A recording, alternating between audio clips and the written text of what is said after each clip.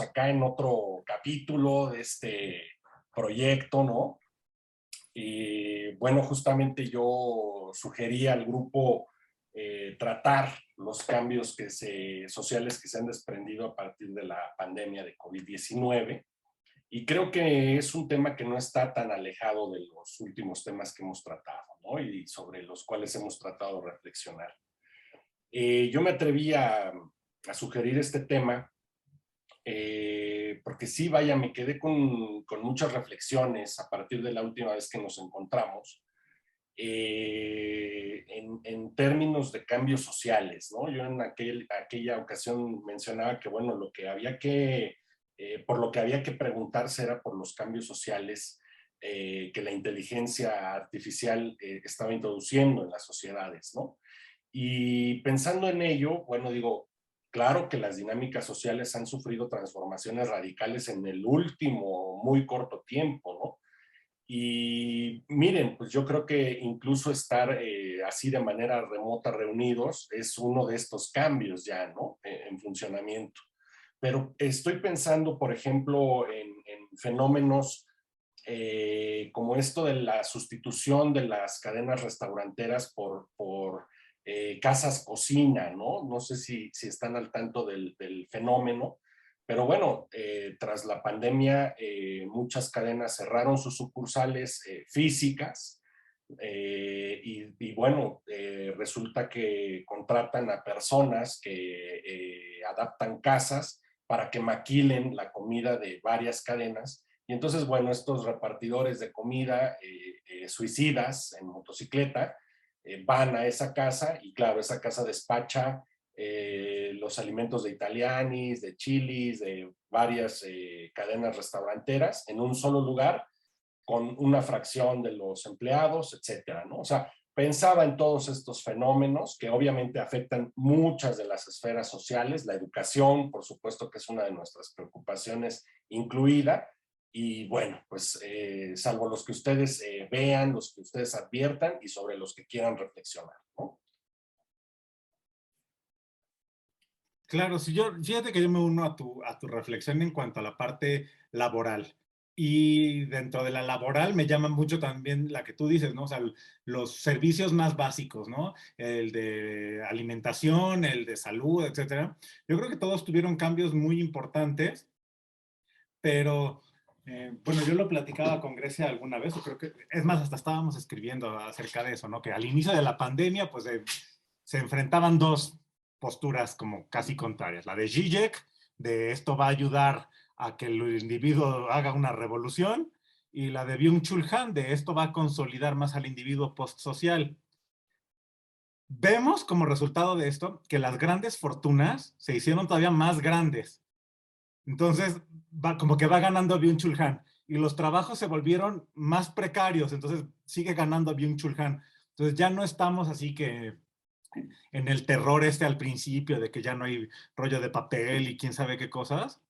Pero el MacJob que le temíamos tanto, ese sí se quedó, ¿eh? O sea, ¿cuántas empresas están diciendo, a ver, yo te pagaba tus 40 horas, pero mira, efectivas no son? O sea, no nos hagamos, tú no estás así 8 horas al pendientazo, pero ponemos 2, 3 horitas diarias. Entonces, esa precarización del empleo y esta idea de que no es necesaria la persona para muchas tareas básicas se consolidó mucho. Mi hermano vive en Nueva York. Él me dice pues que ya en prácticamente ningún lugar al que él va le atiende un humano. Ni cafetería, ni el súper siquiera, o sea, casi nada.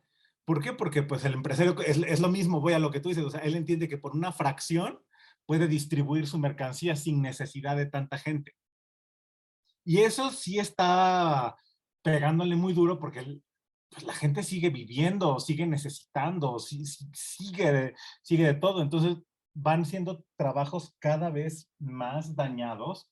En el área docente yo lo he visto, a todo el mundo le contratan poquitas horas y en esas poquitas horas quieren que atienda un grupo muy grande y graban la clase, se escucha o está el papá cerca y entonces al profesor se le ha hecho población doble. Los alumnos que tiene y los papás de los alumnos. Y luego lo de los papás de los alumnos le piden réplica, le exigen cosas y hasta con grabación en mano y todo, porque tú dijiste en la clase no sé qué. Creo que está haciendo, que va ganando la tesis de Byung-Chul Han y que los números lo están respaldando, y esa es la parte que me preocupa. Las amenazas biológicas van a continuar, sin duda. Si ya no son los coronavirus, bueno, pueden ser los adenovirus, y según dicen los científicos, que conforme se expanden las manchas urbanas y nos exponemos a nuevos seres, ya sean invertebrados, mamíferos, lo que sea, pues siempre tenemos riesgo de que un nuevo virus del que no conocemos lo suficiente ingrese. Por globalización, como la comunicación fluye así, la gente anda viajando todo el tiempo, pues las pandemias llegan rápido, explotan rápido, y dicen que no es cosa de si va a volver a pasar o no, sino de cuándo va a volver a pasar. Entonces, me quedo con ese comentario inicial y bueno, pues también abierto a lo que ustedes piensen. Sí, bueno, creo que es un muy buen tema, Alberto. Y a mí se me hace un fenómeno muy interesante porque históricamente las pandemias suelen potenciar o consolidar ciertos procesos como que ya venían cocinándose, ¿no? Por ejemplo, la precarización, el proceso de individualización, etcétera. Y obviamente como el crecimiento de la desigualdad y el desarrollo de la tecnología, ¿no?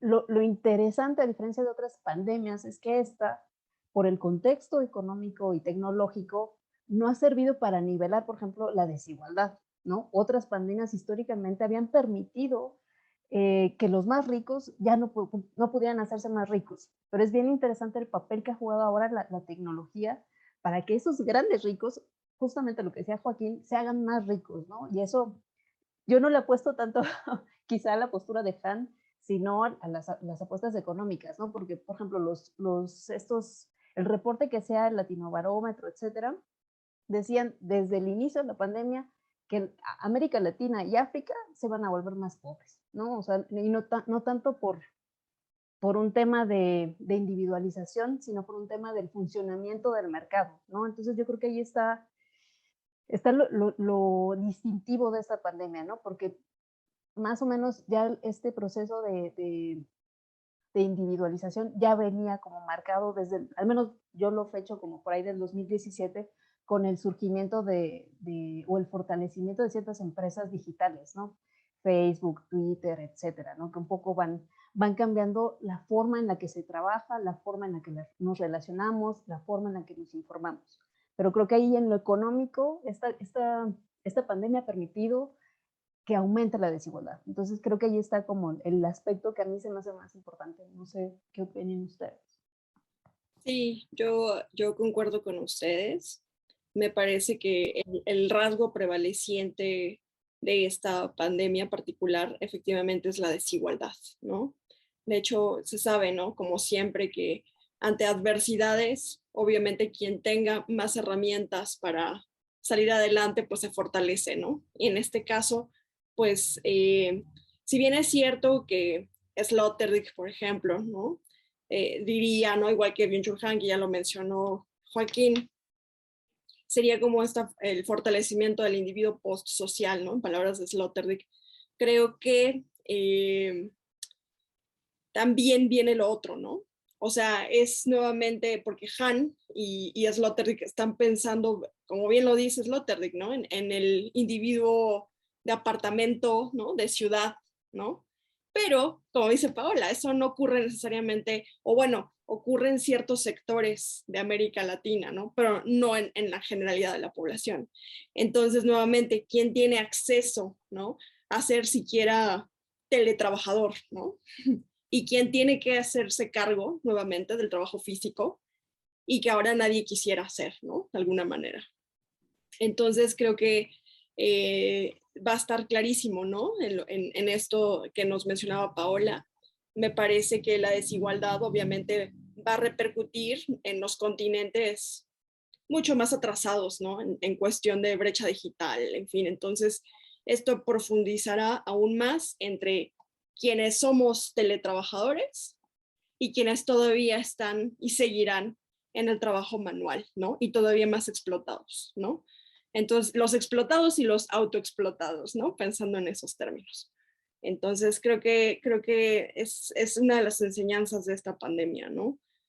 Cómo esa desigualdad no va a ser pareja, ¿no? Nuevamente, por eso es desigualdad entre ese teletrabajo y ese trabajo que persiste, ¿no? Entonces, cómo se van a configurar esas relaciones, creo que va a estar muy interesante verlo en los próximos años, ¿no? Y ya desde ahorita. Otro tema que a mí me interesa y quisiera llevar hacia allá el tema, hablando ahora sí del tema cultural, por ejemplo, ahí sí creo que independientemente de la clase social, etcétera, si hay un proceso, ustedes lo sabemos, ¿no? Así sea en el ranchito de México, en un pueblito, tienen el celular con Facebook, ¿no? Entonces, ¿cómo también esta pandemia, ¿no? Podría repercutir en las relaciones personales, ¿no? O interpersonales. Entonces, a mí me llama la atención, ¿no? ¿Cómo sería una nueva manera de entender el amor y esas relaciones interpersonales? Bueno, no sé ustedes qué opinen. Pero mira, pasan varias cosas, ¿no? O sea, si en las relaciones interpersonales, a menor edad, mayor impacto, porque es cuando están iniciándose los procesos de socialización infantil. Entonces, sí, ya me he encontrado con varios estudios de, o sea, tan solo el niño que pasó mucho tiempo, ya sabes, frente a la pantalla, no aprendiendo nada, porque también eso después de los estudios que no aprendieron nada, pero que empezaron a convivir con pura mascarilla. Entonces, este tema de lo gestual en la primera infancia es gravísimo y genera, está documentado ya, algunos temas de ansiedad, el de quitarse el cubrebocas y sentir síndrome de cara desnuda, o sea, cosas así muy extrañas. Entonces, a nivel de las relaciones personales, no está nada bien, no ha ayudado. En lo económico, ha consolidado el mismo problema que ya se venía dando de más control, lo dijiste la vez pasada, esto del súbdito de cristal, pues es que sí, y marcó muchísimo que tu nivel de acceso es como a lo que puedes aspirar. Antiguamente se puede decir, no, pues es que frente a la enfermedad y frente a la muerte todos estamos igual. Sí, cuando fue la H1N1 primera, fue la llamada gripe española. Y durante la famosa gripe española, pues se murió hasta el presidente de los Estados Unidos, ¿no? O sea, gente de la talla de Max Weber, etcétera. Ahorita, o sea, ¿qué pasó con esta pandemia?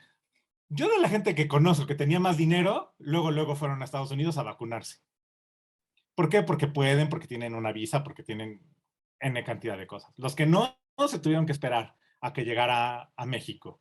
Los que vivían en una población más rural les tocó que la cancino. Y, o sea, te das cuenta de que tu nivel de acceso a la salud, y en ese caso que sí estábamos hablando como de un tema de supervivencia, tenía que ver con tu influencia y con tu dinero. Y ese se consolidó más durante la pandemia. Ese es el problema. Entonces, relaciones humanas deterioradas versus ya una situación muy palpable de económicamente a qué puedes aspirar según clase social en la que estés, nivel de influencia que tengas, etcétera, etcétera. Eso sí es una diferencia muy importante, yo creo que con otras pandemias. Todo esto que nos está diciendo Joaquín, todo lo que ha dicho Paola, Grecia, esto de la mascarilla, ¿no, Joaquín? Es muy impactante, ¿no? Lo que nos dices, porque, claro, o sea, entendemos que la relación de los seres humanos a temprana edad con otros, pues es fundamental para el resto de la vida. Y claro, a quienes nos toma en la edad adulta la pandemia, claro, resulta difícil imaginar ese impacto en nuestras vidas porque de alguna manera pues ya tenemos esa experiencia del cara a cara, ¿no? Inclusive creo que para nosotros es como más fácil inclusive distinguir la sonrisa detrás de la mascarilla, distinguir el enojo detrás de la mascarilla, ¿no? A mí me pasa mucho que de repente, bueno, voy a alguna tienda o por la calle y le sonríes a alguien con todo y la mascarilla, y ese alguien reconoce la sonrisa y te la devuelve, ¿no? pero por supuesto que debe ser sumamente chocante y traumático para los niños, ¿no? Tal vez sean los niños o las generaciones muy jóvenes que fueron sorprendidas por esta pandemia los más afectados, ¿no? En esos términos de relaciones interpersonales que plantea Grecia, ¿no? Ahora, también creo que en los adultos habrá los traumas propios de la pandemia, derivados de la pandemia, ¿no? Que puede ser, claro, una radicalización de todo lo que, pues ciertos autores, ¿no? ¿Cómo se llama este autor? El de los conceptos zombies, ahora se me va el nombre. Ulrich Beck. Ulrich Beck, gracias, exactamente, ¿no? O sea, él ya estaba hablando de este amor a distancia, autores como Roman Gubern hablando del eros electrónico, ¿no? En fin, creo que esto sí va a significar una profundización también en la forma en la que los adultos se relacionan interpersonalmente en términos amorosos también, por ejemplo, ¿no? Sí, no, y Bauman se quedó corto con líquido, ahora ya va a ser de vapor. O sea, Sí, sí, es amor de fibra óptica, ¿no? O algo así, ¿no? ya ni líquido. Sí, sí, sí, virtual, ¿no? Amor virtual.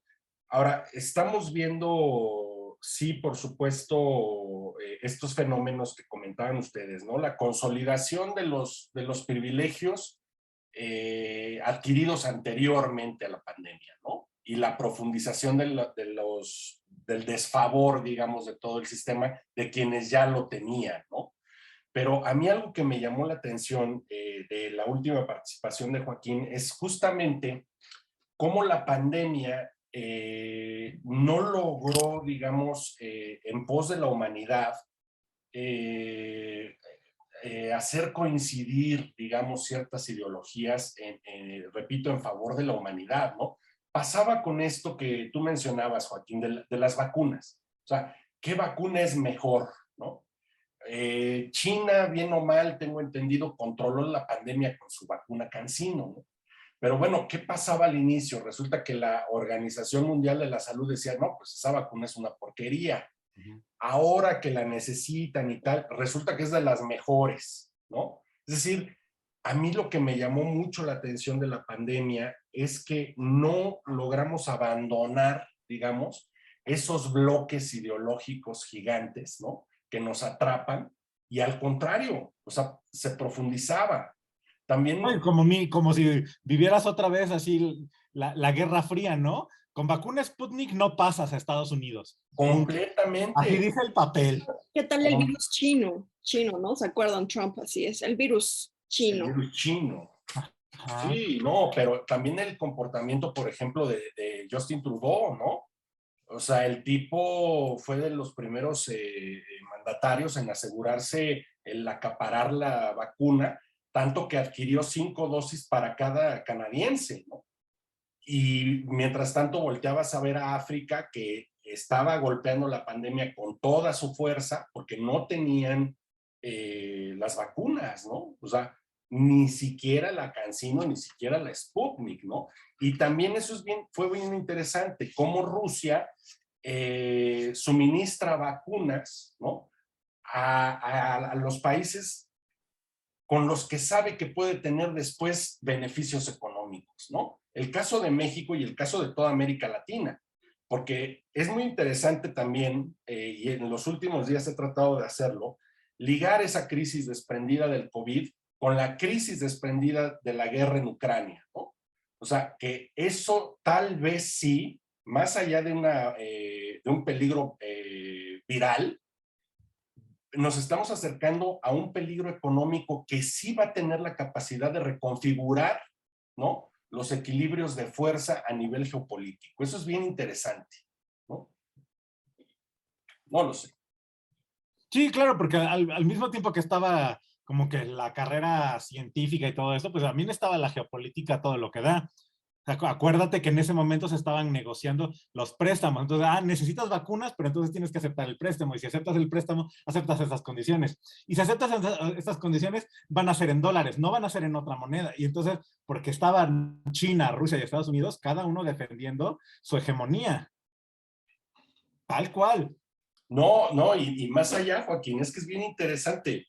O sea, ya sabemos cómo se maneja el gobierno de Putin, ¿no? Pero al calor de los acontecimientos últimos, sí, yo he llegado a pensar, este cuate durante la pandemia ya sabía que iba a invadir Ucrania. O sea, a ver, eso es un plan que tiene el hecho de recuperar Ucrania, que tiene desde hace mucho tiempo. Pero a ver, ¿qué pasa con la condena a la guerra, ¿no? De los países que fueron beneficiarios de la vacuna? Pues son los países que están siendo incapaces de condenar la guerra. Claro, ¿no? pero te digo, se fue haciendo así. O sea, unos estaban jugando a la salud y otros estaban jugando a la política. Es muy perverso esto. Muy perverso. Es hasta aterrador saber, ¿no? Que uno puede estar atrapado entre estas fuerzas, ¿no? Pero No, tiene no, la lógica, ¿no? O sea, Charles Tilly ahorita se me viene a la mente, ¿no? Justo como estos intereses económicos, ¿no? Ante todo son los que mueven la guerra, ¿no? Entonces, guerra, poder, dinero, ¿no? Es el círculo, ¿no? Maldito, si así lo queremos ver, pero también necesario, ¿no? Si quieres mover incluso la economía. Entonces, sí, claro, o sea, creo que es muy interesante lo que mencionas, Alberto, en esos términos de claro que Putin seguramente ya sabía que iba a ser la guerra. Claro, claro. Tal vez la pandemia solo se le atravesó y la retrasó, pues, ¿no? Y ahí vio un campo de posibilidad al decir, a ver, les suministro vacunas, ¿no? Porque México, por ejemplo, fue uno de los más grandes beneficiarios de las vacunas rusas, ¿no? sí. Entonces, ya que cuenten con mi favor, pues después no van a condenar lo que yo haga, ¿no? Van a estar impedidos moralmente a hacerlo, ¿no? Pero repito, a mí me parece aterrador realmente, ¿no? O sea, ya la realpolitik, o A sea, todo lo que da. a Y todo lo Estados que Unidos da. haciéndote sentir eso de, bueno, tú aceptaste el favor de los rusos, a mi país no pasas. O sea, o sea uno en medio, ahorita, por ejemplo, que se habla de esta famosa viruela del mono, que no viene del mono, sino de los roedores, sí existe vacuna, sí, sí existe, no en México. Y te vuelven a poner de manifiesto esto. Ahorita hay un brote muy importante, es una pandemia de H1N1, pero en India. No está acaparando los titulares ni nada, pero está muriendo mucha gente en India porque hay un brote muy fuerte de H1N1 allá. Aquí ya no se habla de eso, ¿no? Pero, o sea, es eso, o sea, se activan estos mecanismos políticos y estas parecen ser también nuevas herramientas para jugar a la geopolítica. No tan necesaria una como crisis de los misiles del año 69, pero sí a otro estilo y sí lo estamos viviendo. Y lo peor es, yo considero, se va a seguir viviendo. Ojalá dijéramos ya con esto se acabó, pero... Ahora, es muy interesante también, o sea, hace rato que Joaquín traía a colación la idea de Zizek, ¿no? Que sí, a veces peca de optimista, sobre la necesidad de replantearnos un nuevo comunitarismo, ¿no? O sea, comunismo como comunitarismo, ¿no? Como solidaridad con el otro. O sea, por ejemplo, hoy Europa está ante esa disyuntiva, ¿no? Porque finalmente, si algo buscaba, y tal vez siga buscando Putin, es disolver la comunidad europea. Y la comunidad europea, bueno, al interior, al menos en términos formales, está sostenida por esa noción de, vamos a decirlo, comunismo, pero en un sentido amplio, ¿no? O sea, en comunismo como lo plantea Zizek, ¿no? O sea, esta solidaridad, pues, necesaria en términos metaeconómicos, ¿no? Es muy interesante, porque también Zizek, no, o sea, sus ideas me parece que no están, digamos, tan fuera de la jugada, ¿no? Yo sí diría, nos estamos replanteando primero allá y después en países como los nuestros también, Ya lo vimos, los días anteriores también, como el presidente de México dijo, a ver, pues si no es la reunión de una comunidad europea, americana, perdón, pues ¿para qué existe esa cumbre y para qué existe una organización como la OEA, ¿no? O sea, yo creo que esas ideas van a estar ahí flotando, dando mucho que pensar, abriendo debates, y creo que es muy valioso también. Pero, a ver, yo tengo ahí, digo, no soy pro Rusia para nada, pero por ejemplo, también habría que pensar que esa idea de la comunidad europea es una idea de la comunidad en términos económicos, porque hasta cierto punto no es lo mismo ser un ciudadano europeo de Croacia que ser un ciudadano europeo de Francia. O sea, sabemos que hay como categorías, ¿no? Dependiendo del ingreso económico, hay un montón de restricciones y hasta esos son como europeos de segunda o de tercera, dependiendo en qué escalafón están. Y es interesante que contra esta idea de la comunidad económica, lo que está planteando Rusia, y que me parece que es hasta cierto punto válido, es una identidad o un sentido de comunidad que va de siglos, ¿no? Que tiene que ver con esta idea de lo eslavo, ¿no? De lo magiar, el pueblo magiar. Entonces, que es muy difícil que pensemos que la económica es un poco más racional o más moderna. Realmente no lo sabemos porque esa idea de la comunidad europea en términos económicos también fue una imposición y una derrota para muchos pueblos de Europa del Este, ¿no? Entonces, digo, ahí como que habría que ver cómo se acomodan las fichas y también hacer una crítica del uso político que está haciendo Rusia y pues estas proeslavos, ¿no? Que también eso no necesariamente es positivo, pero pues cada posición y cada sentido de comunidad es válida en este tiempo, ¿no? Y el papel de Estados Unidos, ¿no, Paula? También, o sea, creo que ahí es fundamental. Coincido contigo plenamente, o sea, hablar de Europa en esos términos, digo, pues claro, es una integración sobre todo económica, ¿no? De ahí que se hable mucho de integración, pero no de inclusión, ¿no? Efectivamente. Y pues sí, creo que ahí más bien es el tema, ¿no? Nuevamente Estados Unidos, Rusia, ¿no? Entonces ahí Europa, decía Sloterdijk en un libro por ahí que tiene muy bueno, que decía, si Europa despierta, ¿no?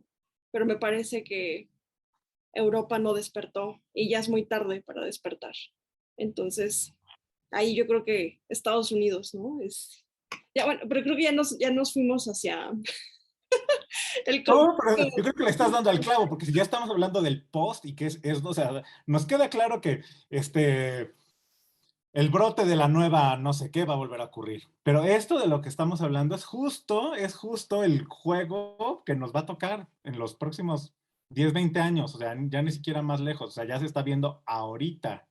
Ahorita se están acomodando bloques, se están tomando, los ciudadanos están teniendo derecho a unas cosas en algunos lados, a otras en otros, precarización en unos, cosas para otros. O sea, ya está, o sea, creo que más bien esa es la médula del tema de hoy. Justo le diste a la médula más que salirte del tema. O sea, eso es lo que... Están resurgiendo, como decía Paola, ideas muy viejas, o sea, pero que han estado en estado latente, ¿no? Es muy interesante, o sea, por ejemplo, ¿qué están haciendo países como la India? O sea, la India de inmediato, y también se dice que lo hizo Ucrania, ¿eh? O sea, suspendió la exportación de granos para asegurar su consumo interno. Entonces, tal vez la pandemia, aunado con la crisis ahora en Ucrania, que tiene repercusiones a nivel global, sin duda están ambos fenómenos cuestionando toda la idea de la globalización, ¿no? ¿Qué tan conveniente es, sobre todo para esos países que están en la escala baja, ¿no? O sea, esos países cada vez están diciendo, bueno, pues hay que caminar hacia el autoabasto. Y si tenemos un excedente, bueno, pues podríamos entrar a un comercio global, a un interés global. Pero creo que la pandemia, también en términos tecnológicos y en términos de acceso a la salud, fue un llamado para muchos gobiernos, más que para las grandes potencias, para los países pequeños de decir, oigan, nosotros no podemos ser tan dependientes, ¿no? de las vacunas, del favor de las grandes potencias, o sea, tenemos que ponernos las pilas. Creo que sí la pandemia sacudió a muchos sectores en el mundo y creo que van a surgir cosas interesantes también, ¿no? Pues sí, o sea, revive autarquía de Rudolf Kielen, pero para muchos yo siento que ya la viven con impotencia de, ya me di cuenta que sí, o sea, que no puedo estar jugando este juego y entregar mi materia prima para que me revuelvan nada más esa materia trabajada y más cara, pero que dicen, pero que ya no tienen de otra. O sea, para muchos creo que sí lo viven con impotencia y otros sí se están armando un poco más. O sea, otros sí están pensando en estrategias, pero volvemos a lo mismo. O sea, si ya estás muy abajo de la cadena alimenticia, si ya estás muy abajo de la pirámide, ya tus posibilidades están muy mermadas. Sí, porque no solamente en materias primas, también en el turismo. Por ejemplo, Puerto Vallarta en México es así como vengan sin cubrebocas, sin protección, no hay ninguna medida sanitaria y así estamos en el tercer mundo, o sea, ni siquiera en términos como de producción, en cosas más básicas como vénganse a pasar aquí la pandemia porque aquí no hay restricciones para los extranjeros. Entonces hay un tema ahí bien difícil de cómo se regula eso siendo tercer mundo, ¿no? Y que Y se refleja en todos lados, ¿no? además, esto es bien importante, Paula, lo que dices, porque, a ver, claro, o sea, con tal de librarte de la mascarilla o de las restricciones sanitarias, pues muchos centros turísticos están ofertando eso, ¿no? Esas bondades. Pero, a ver, lo único que estamos haciendo es lanzar más dados, ¿no? A ver en qué momento sale la nueva variante que sea altamente letal y nos morimos todos. O sea, eso nos regresa nuevamente al tema de la pandemia y de los cambios sociales que provocó, ¿no? O sea, ahora estamos en México en el contexto de la quinta ola, que le llaman, ¿no? De contagios, que bueno, ya sabemos que no son tan letales, que no hay un alto nivel de hospitalización, qué sé yo, pero a ver, estamos jugando a las probabilidades, a ver en qué momento sale la mutación buena, ¿no? Digamos,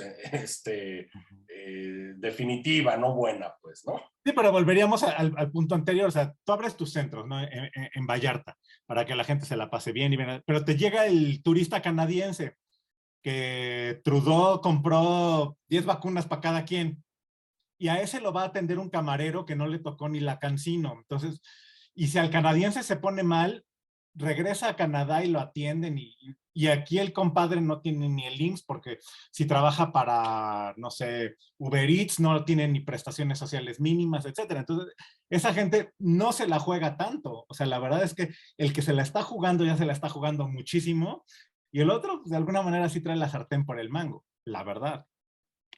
Y para cerrar, creo que eh, vemos estas contradicciones, ¿no? Si me permiten, como que tengo ahí unas ideas con base en lo que hemos hablado. Y bueno, ustedes me dicen si están de acuerdo, es justamente esta dicotomía cuyo eje central es la desigualdad, ¿no? Entre solidarios y egoístas, ¿no? Entre vacunados y no vacunados, ante, como ustedes ya lo mencionaron, la expectativa de que quienes fueron egoístas, ¿no? Y entonces acapararon las vacunas frente a los no vacunados que, como ya lo mencionaron, podrían desencadenar las nuevas variantes. Eso por un lado, o por otro lado, estas ideas que no son románticas, ¿no? Suenan un poco románticas, pero creo que vale la pena seguir pensando en Zizek, ¿no? Esto implicaría un retorno al estado de bienestar versus libre mercado, servicios, tomar todo como un servicio. Pensando nuevamente en el retorno de eso que se consideraban las viejas ideologías, nacionalismo, Estado-nación, imperialismo versus globalidad. Y bueno, también esta dicotomía entre lo post-social, el teletrabajo y el trabajo físico, ¿no? Que hablábamos, además en riesgo, ¿no? El trabajo físico en riesgo versus el teletrabajo. Entonces creo que son estos principales ejes que, digamos, creo que toca seguir reflexionando, ¿no? Pero a partir de lo que hemos mencionado aquí, creo que todos concluimos, a partir del eje desigualdad, ¿no? Entonces esta pandemia viene a mostrarnos una nueva cara de la desigualdad y quizá más profunda que nunca. Y bueno, pues creo que va a tocar ver qué sigue pasando con el conflicto ruso, si se desencadenan nuevas variantes y en fin, pues nos vemos. De acuerdo, nos vemos.